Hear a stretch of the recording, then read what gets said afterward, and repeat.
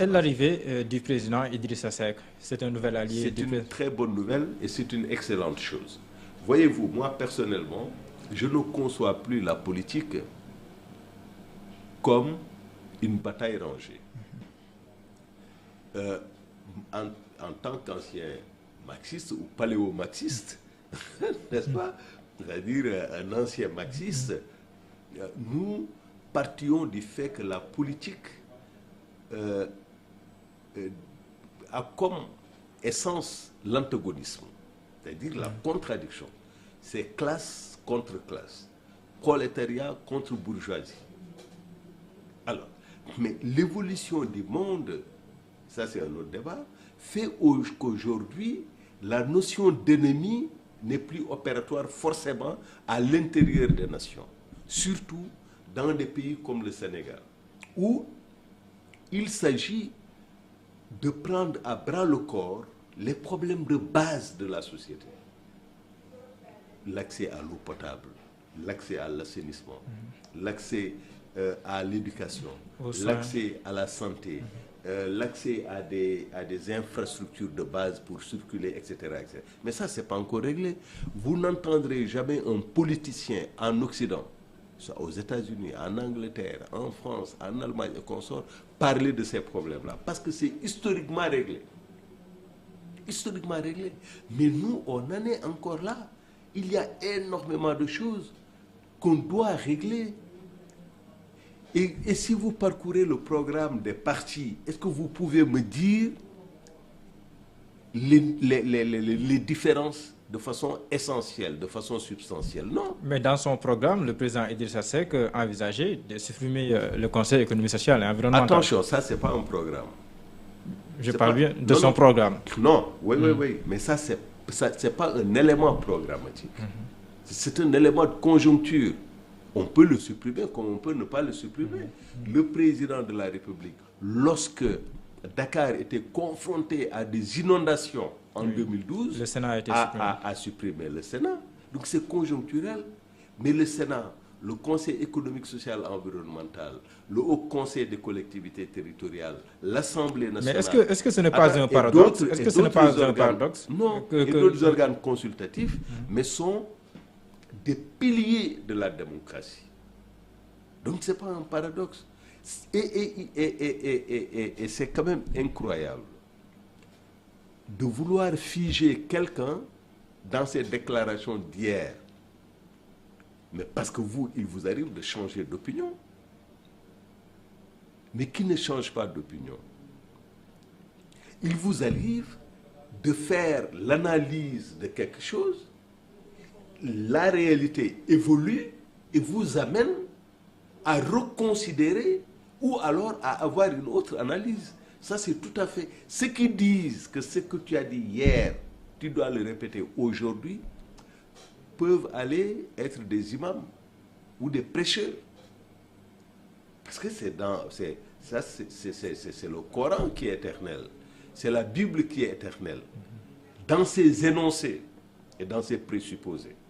Mais en politique, c'est ce que le grand révolutionnaire russe Vladimir Ilyich Ulyanov-Lénine appelait l'analyse concrète de la situation concrète.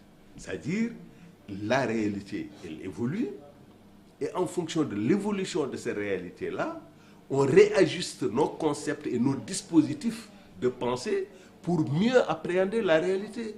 Parce que si vous n'évoluez pas dans la pensée, vous ne pouvez pas appréhender les nouveautés de la réalité. C'est comme un chauffeur.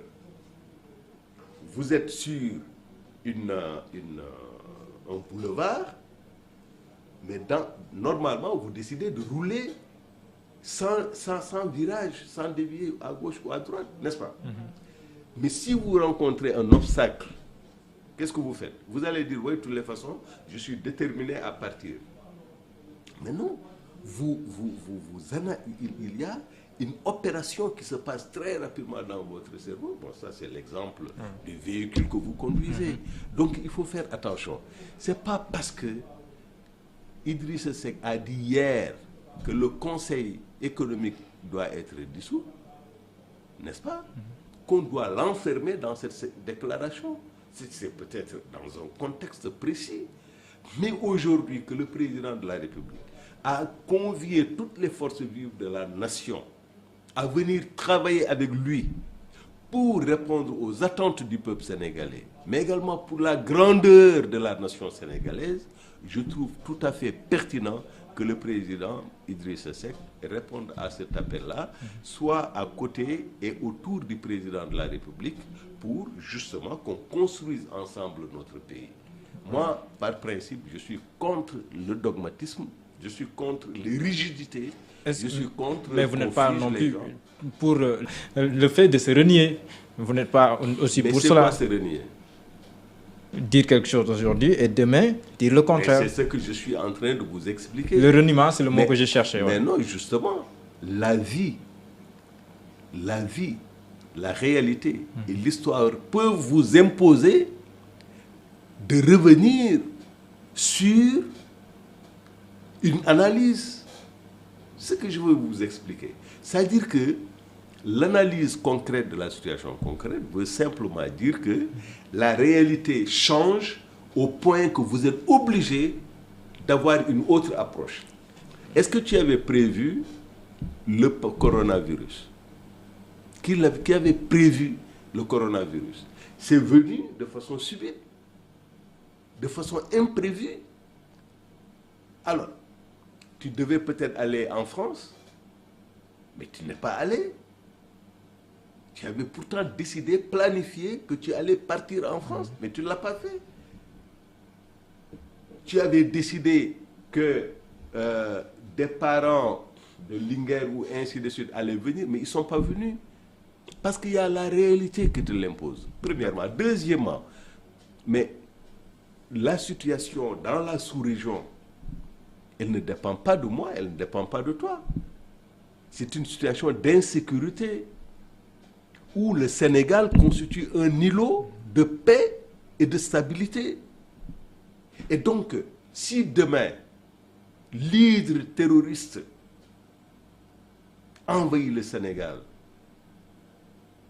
ça ne concernera pas seulement le pouvoir ou l'opposition, l'APR ou la société civile, ça concernera l'ensemble de la nation sénégalaise. Donc si nous pouvons nous unir pour faire face au coronavirus, qui n'a pas de cible particulière, parce qu'il cible tout le monde, APR, Réumi, PASTEF, RND, etc., etc. Et elle cible tout le monde. Si également nous prenons en compte ce que je disais de la situation sous-régionale, mais en ce moment, on s'est dit, mais tiens, on peut construire un très vaste front républicain, démocratique, patriotique et national pour faire face aux périls autour de notre pays. Mais ça, c'est tout à fait normal. Ça n'a rien à voir avec le reniement.